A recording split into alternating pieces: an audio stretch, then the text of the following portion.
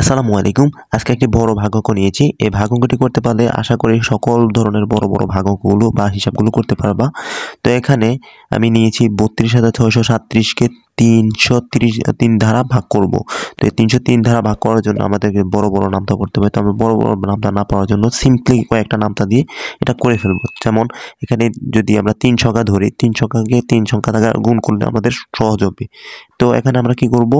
আমরা এটাকে ১ দ্বারা ভাগ করব। যদি ১ দ্বারা ভাগ না করি তাহলে কি হচ্ছে ৩২,৬০০ বেশি হয়ে যাচ্ছে।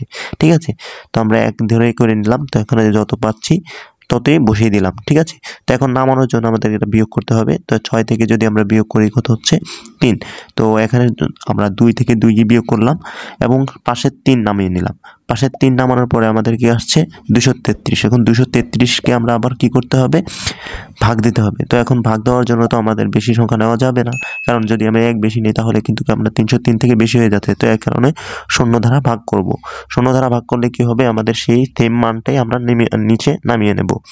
যদি সেম মানটাই নিচে নামিয়ে নেই তাহলে আমাদের সহজ হবে এবং ভাগফলটা সঠিক আসবে। তো আমরা শূন্য দিয়ে নিচের সংখ্যাগুলোকে নামিয়ে নিচ্ছি। ঠিক আছে?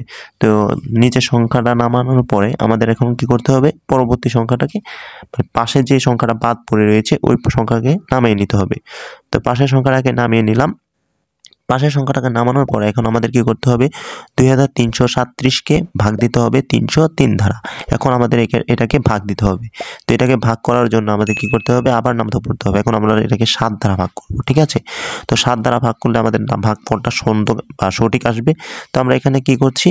৩ ৭ ২১ পড়ে নিচ্ছি। ৩ ৭ ২১ হচ্ছে ৩ ৭ ২১ এর ১ হাতে আছে ২ ০ ২। তো এখানে আমাদের ২ হাতে ২ বসিয়ে দিলাম। এখন আমাদের আবার আসছে কি? ৩ ৭ ২১, ২১ এর ২১ বসিয়ে দেব। তো ২১ এর ২১ বসিয়ে দিলে কি হচ্ছে? আমাদের নামতাটা কমপ্লিট হয়েছে এবং আমাদের কি হচ্ছে? ভাগফল কত আসতেছে? এখন আমাদের কি করব? বিয়োগ করতে হবে। তো এখানে আমরা বিয়োগ করব ৭ থেকে ১ গেলে ৬ এবং ৩ থেকে ২ গেলে ১ এবং ৩ থেকে ১ গেলে ২। এখন পাশেরটা তো মিলেই গেছে। তো শূন্য এখানে শূন্য বসানোর দরকার নেই। তো আমাদের ভাগফল হচ্ছে কত? ১০৭ এবং ভাগশেষ আছে ২১৬। তো আশা করি তোমাদের ভিডিওটি ভালো লেগেছে। যদি ভিডিওটি ভালো লেগে থাকে তাহলে অবশ্যই ভিডিওতে একটি লাইক করে দাও। আর তোমাদের যদি কোনো জায়গায় বুঝতে অসুবিধা থাকে অবশ্যই কমেন্ট করবা। আর সাবস্ক্রাইব করতে ভুলবা না। রাজন স্টাডি চ্যানেলটিকে অবশ্যই সাবস্ক্রাইব করে দিবা। প্রতিনিয়ত এমন ধরনের ভিডিও পাবা এবং অন্য কোনো ভিডিও চাইলে অবশ্যই কমেন্ট করে জানাবা। আমরা সেই অনুযায়ী ভিডিও বানাবো। তো সেই পর্যন্ত ভালো থাকো, সুস্থ থাকো। আল্লাহ হাফেজ।